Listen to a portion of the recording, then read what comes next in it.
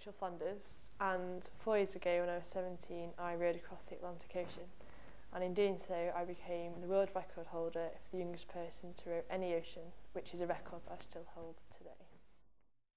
A lot of people ask me why I did it, and I did it because I wanted to do a big challenge in my life and I wanted to see what my limits were, and this particular challenge just came along and everything seemed to slot into place, and somehow I can't put my finger on it, but somehow it felt right that was the thing that I wanted to do.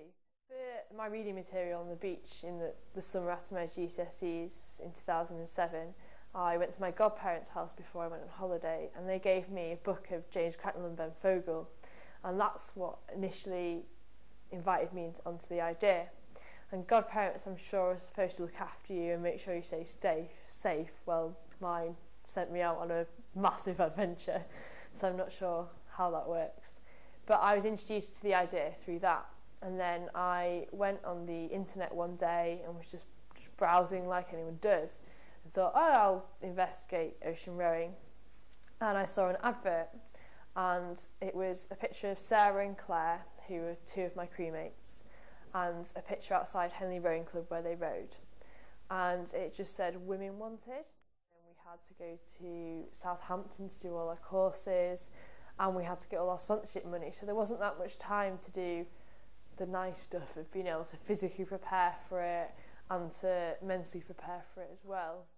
We were given the great opportunity to go to Dartmouth Naval College where they train all their officers, and we went there for about 3 days, and they gave us some great insight into what it would be like at sea, a few tips on how to cope with certain situations, and also we did a bit of publicity down there as well.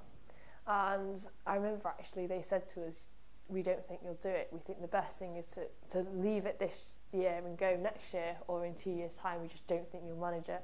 So we managed to prove them wrong.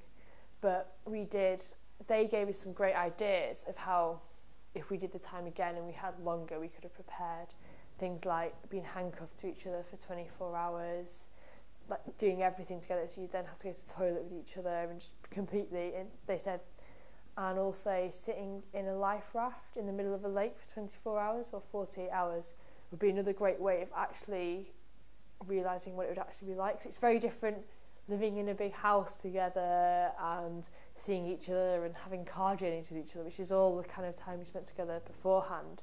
It's very different from being in a very, very confined space. We did this for charity as well as for our own kind of gain, and we did it for 2 cancer charities. We did it for Cancer Research UK and the Hella Rollison Hospice, because one of our crewmates, Fiona, had had cancer, and her mum had had cancer and been treated in the hospice. So those are the 2 main people that we sponsored. The sponsorship was, the charity money was split 50-50 between those 2. And we raised about £30,000 in total, which was brilliant. A lot of people gave us a lot of support for that, and that was really nice to, if you're going to have that publicity, to also help out a charity at the same time is brilliant.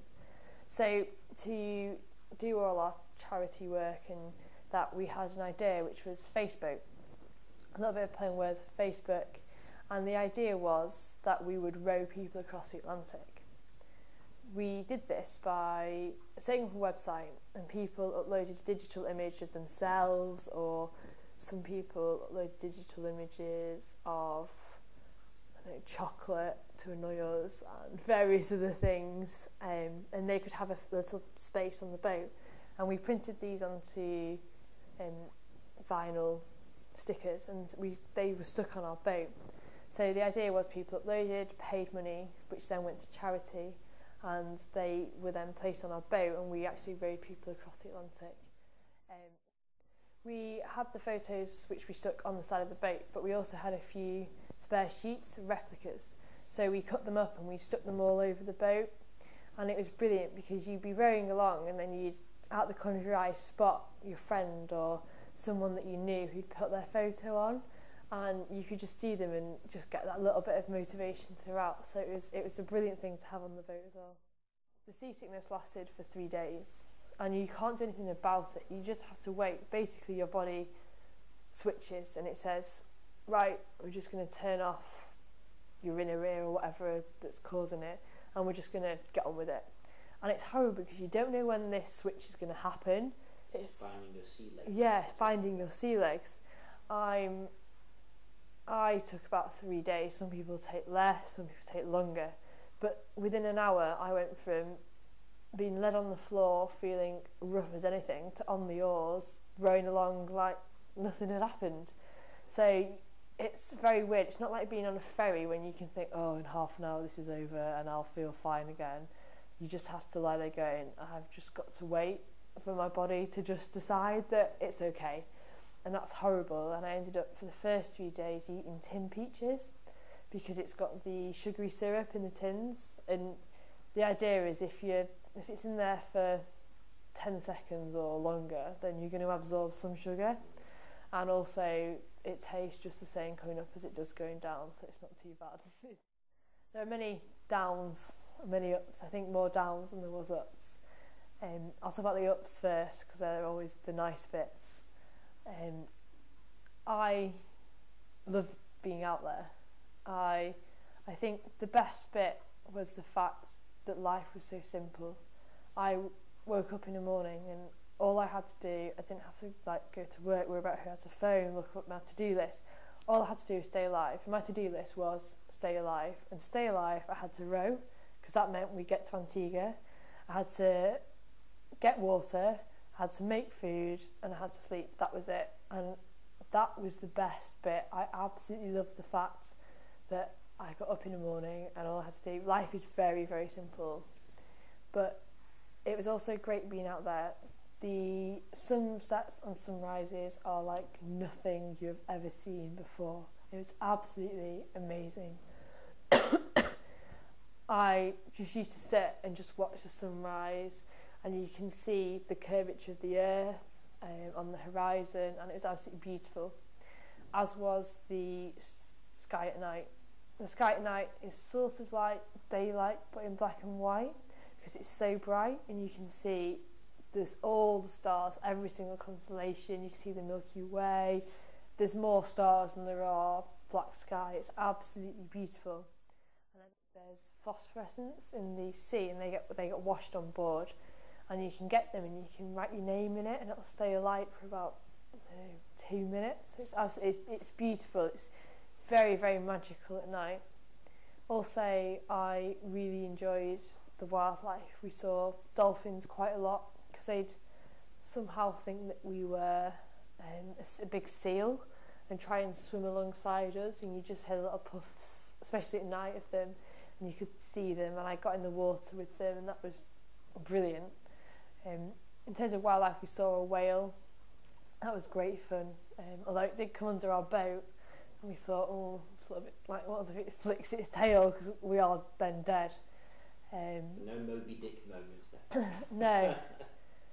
So it was that bit was great, and there was some really beautiful moments and things that I look back and say, you can't match that experience unless you were on a boat in the middle of the Atlantic. There is nothing that you can't go to SeaWorld and see dolphins like I saw them, and that is really nice and really special moments that we had.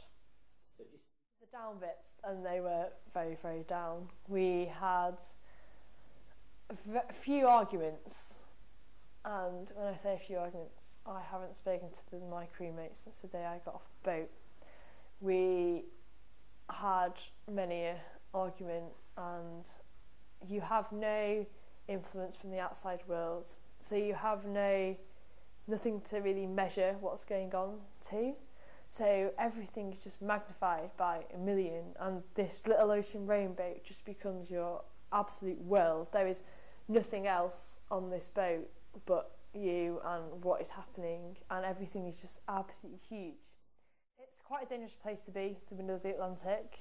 I'm not going to lie, it wasn't a flat mill pond the entire time. The waves do get up to about 50 feet, and there are days when you will be sat in the bottom of a wave and just see walls of water, and then be on top of a wave and see everything, and it is like that for a lot of the time.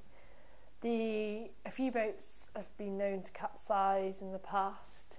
we came very close the second to last night because we'd eaten all our food. Our boat was much lighter, so therefore we could move more.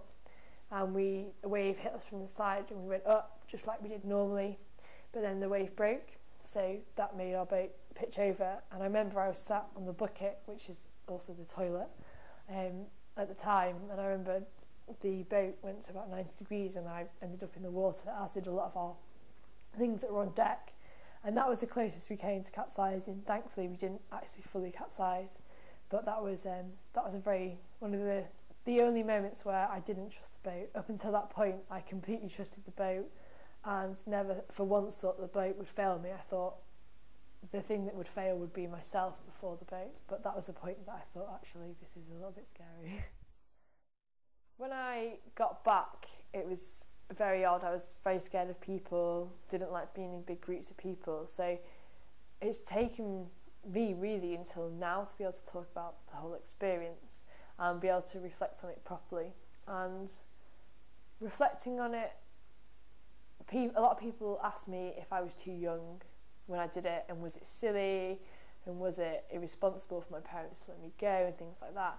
And I think, looking back, maybe I was too young, especially to do it with 3 complete strangers, and it's taken me a long time to get over to some of the things that happened. When I came back, I was very closed in myself, didn't really want to speak about what had happened, and was very, very quiet about it. It's a great thing to have on my CV.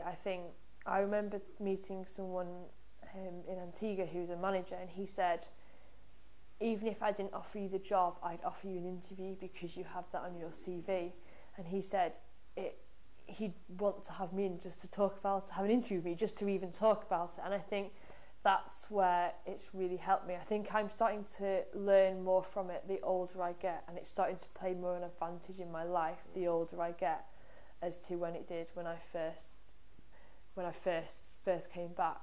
But applying for university and things, I was really shocked. I, in a bit of a naive way, thought, well, I've got that on my CV, everyone will want me, and I didn't. I got rejected from my top 2 universities that I wanted to go to. And I think, so I learned it's not going to give me an automatic pass into things, but it'll definitely get me an interview, and it'll definitely get me noticed. And it's the first thing that I mention on my CV, is that I am a world record holder.